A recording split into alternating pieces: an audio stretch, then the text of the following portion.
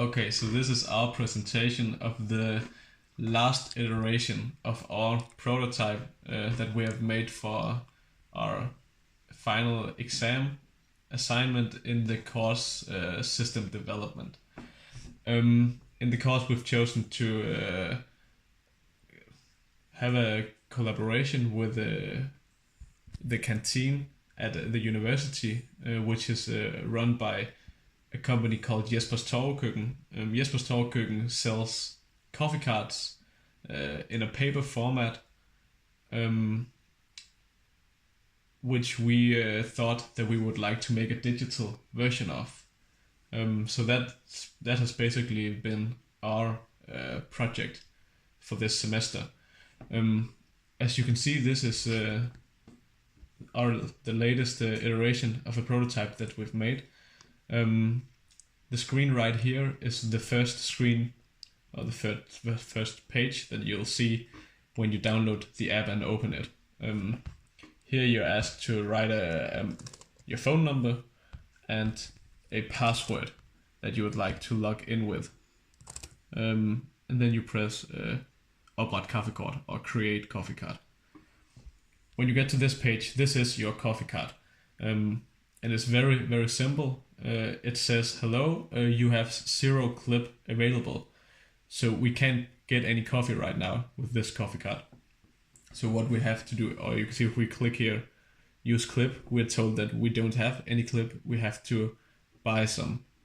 And we do that by clicking here, buy clip, and we choose that we would like 10 clip for the big large cup of coffee.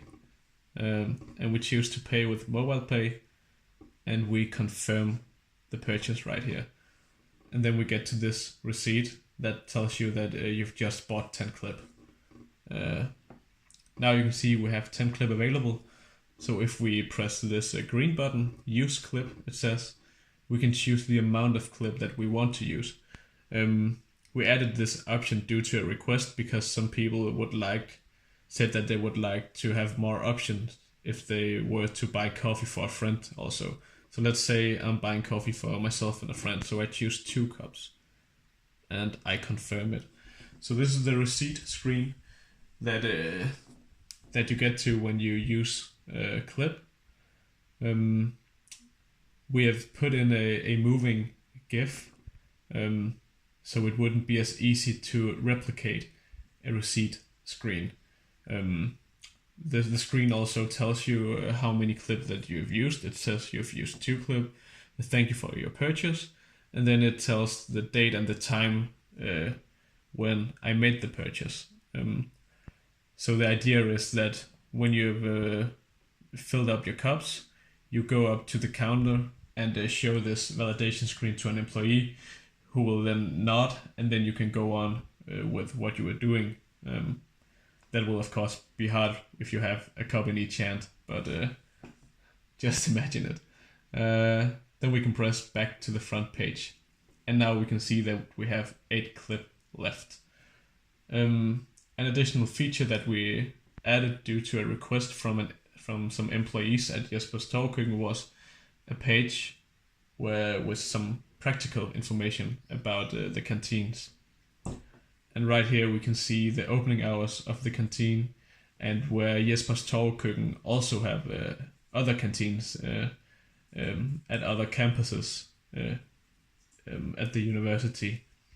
And below that we have social media links. So these links down here are active, so we can press the Facebook logo if we want to go to Jespers Torvekøkken's Facebook page. Yeah. And what we've done with this prototype is that we have made it in a HTML file, where we have put all the pages in one HTML file. And the reason that we can only see one, you see we can't scroll down to the others, is because we've used JavaScript to hide the others.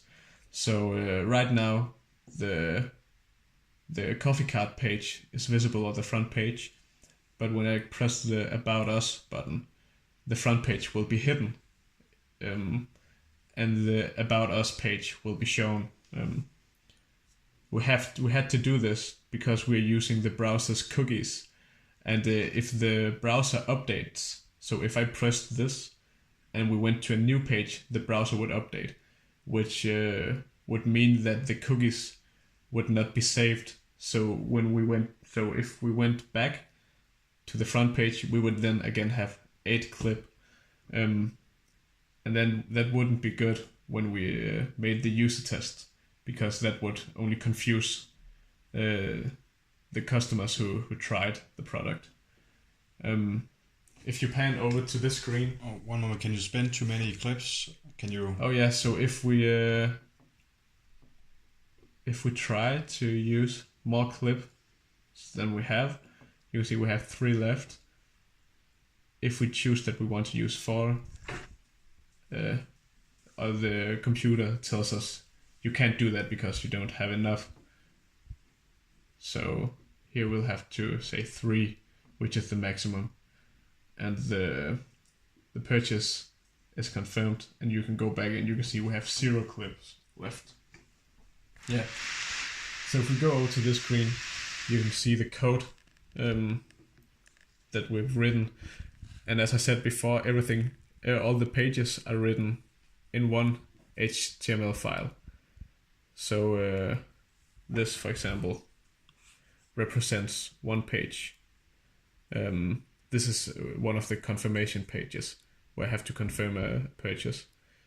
And we did this to avoid the browser updating every time you went to a new page, so we could save the cookies.